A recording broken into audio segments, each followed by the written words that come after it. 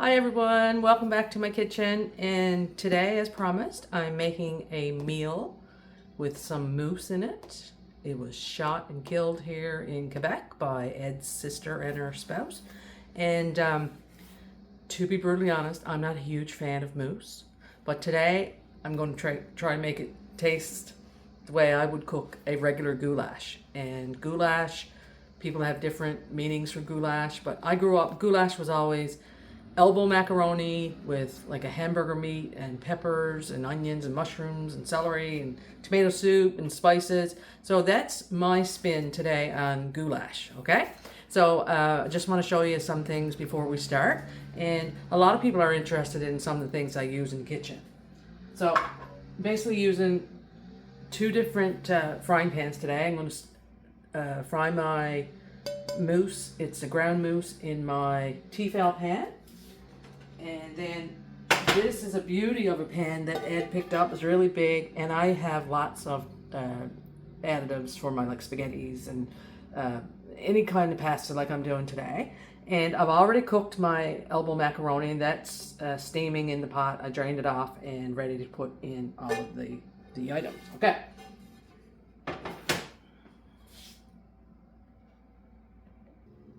So guys, I hope this angle is okay. If not, I'll just try to adjust it a little bit more there for you.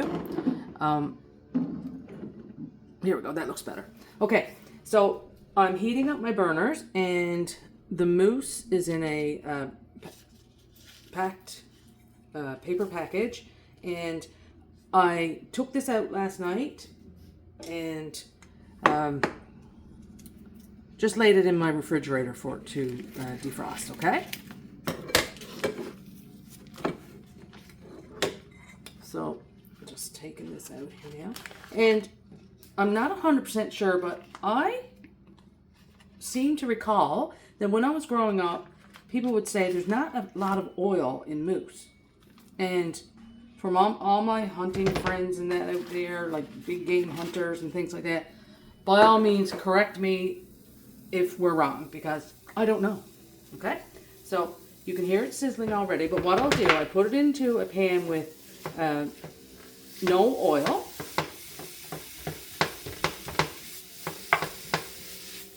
And Ed told me to, because Ed is a great cook as well in his own right, he told me to cook it on a low heat. So that's what I've got done, like a medium to low heat, okay?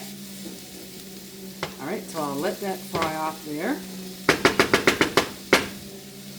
And now this burners is heating up nicely, so I'll add oil. And if you got olive oil or vegetable, canola, peanut oil, whatever you like to use. Currently, I'm using extra virgin olive oil there. And down in the cupboard, I have a big jar of vegetable oil. So now first, I've already cut up my lots of onions, lots of peppers. So this is nice and hot. The oil looks great. And I'm just going to add my onions first. You know that the temperature is good because it sizzles as soon as it hits the oil. Okay, and I'll just lay this off to the side. I don't put my peppers in right away because I like to have a little bit of crunch in my peppers. But what I will add, for example, is I cut up lots of fresh mushrooms and celery.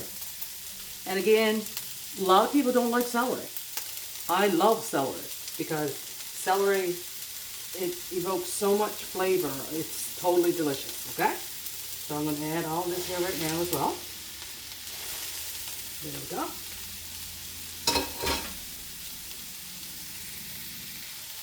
So guys, I'm just checking the moose meat there, and it's coming along nicely. And as my assistant said, don't cook it on the too high of a heat. And there's enough natural, I guess, oils in that I don't need to add oil, okay?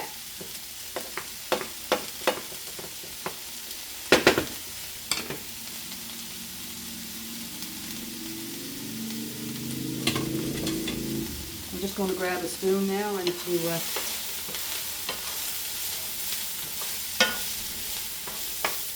guys, again, I wish you could smell the celery and the onions and the mushrooms cooking. Now, I'm just going to wait, tell you about some of the spices that I'm going to add.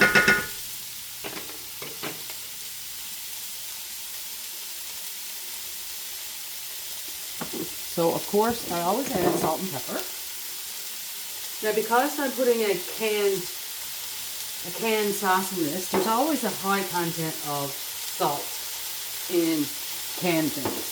So, I don't add a lot of salt when I add like a canned tomato soup or canned spaghetti sauce or anything like that.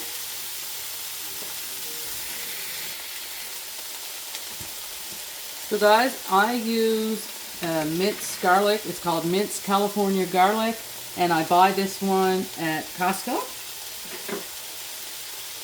And again, I have no defined amount. Love garlic. Love garlic. And then also I add basil. And again, I keep adding it until I say, oh my God, that's a lot. Basil and some, listen guys, look at, I'm down on my parsley. So I got to,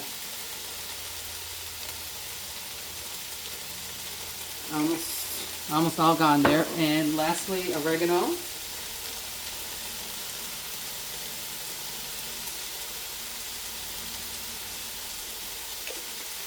Oh God, the aroma's coming from that. Tastes amazing. Okay, I'm gonna stir that up in here.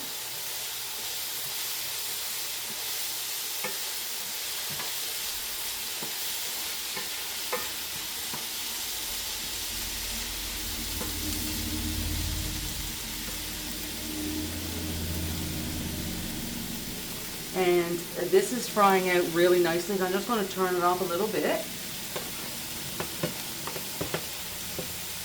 And for all of you people that aren't gamey people, like the smells or tastes of wild game, there's no bad, like not a bad smell, but there's no wild or gamey smell on it. And it looks lovely.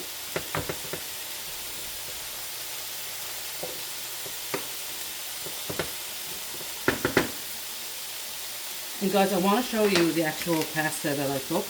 It's just an elbow macaroni, and this is this product was made in Canada. The brand is Primo, and it's 454 grams. I like a lot because this is delicious left over and heated up in the frying pan.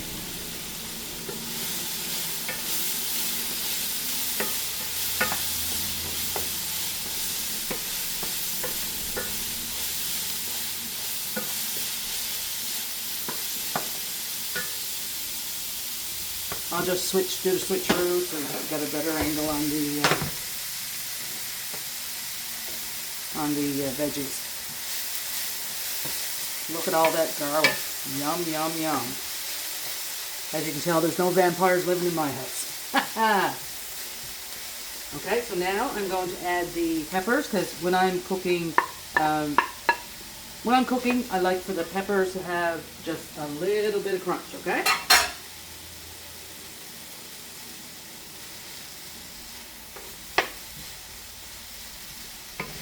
And guys, I gotta say, it looks totally delicious. And the smells, I can't even describe how good it smells.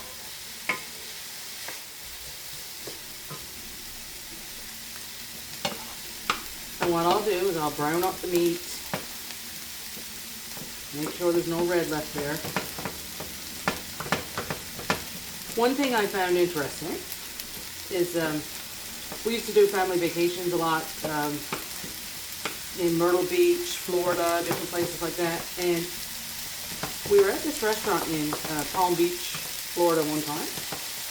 And my son ordered a hamburger. You always listen to your kids what they're ordering, make sure that they like it, you know. And my son ordered a hamburger. And the waiter asked, how would you like your meat? Growing up in Canada, and especially in Newfoundland, when you ordered a hamburger, it was just, you know, cooked well. But down there, you could order your hamburger meat cooked to whatever consistency or degree that you wanted. So I made sure to tell the waiter that it was well done. And I guess that's the way I do my hamburger meat or hamburgers. I like them well done as well. So guys, as you can see, this is looking really good. I'm just going to brown it up a little bit more. And then something else I like to do, not sure how you guys like this, but I like to put my tomato sauce, and it's just Campbell's soup, Campbell's, and I have 2 different brands of soup here today. I do a Campbell's,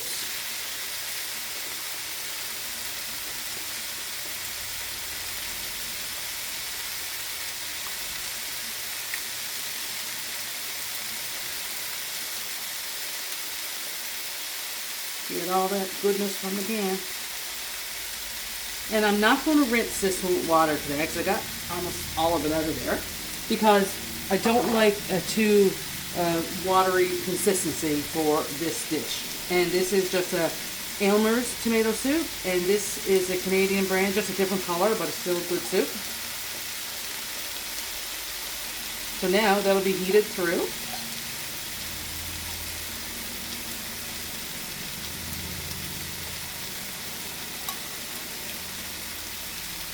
Because that can is pretty clean. Okay. And we're just going to stir this up, and that way where my macaroni is cooked,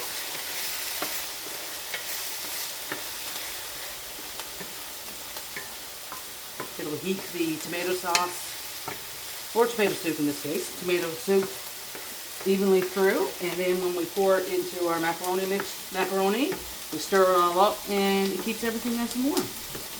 And guys, like a lot of pasta dishes, this one is delicious left over. And a little trick, a lot of people will heat things up in the microwave. I like to heat mine up in the frying pan because it gives you a little crisp on some of the macaroni noodles.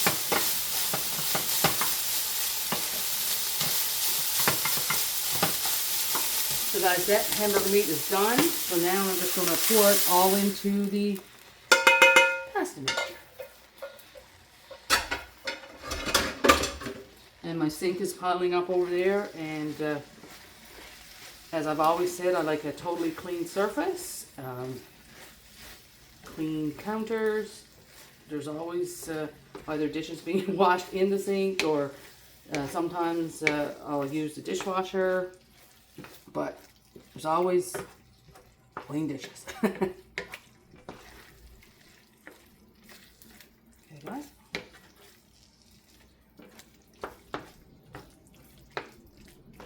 Yeah guys, look how good that looks. Nice, lots of substance to it, and yeah, looks really good.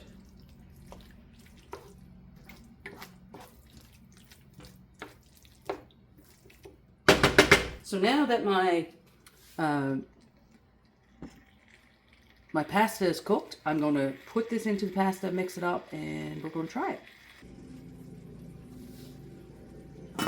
So guys, here we are. Our pasta is cooked and drained, nice.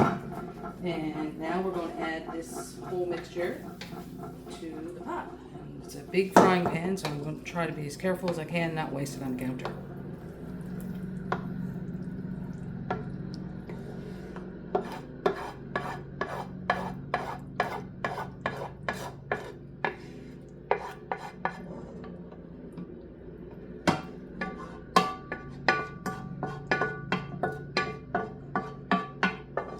Got that pan scraped nice and clean there.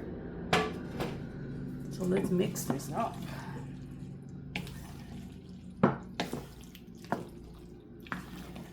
Guys, I wish you could smell this.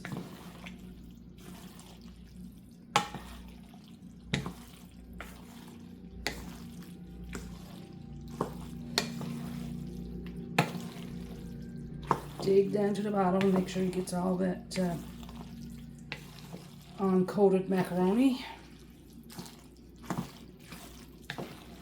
And this is another great dish to take to a potluck or you're having a family over on a, you don't know what to get type of an evening, and goes a long way for sure.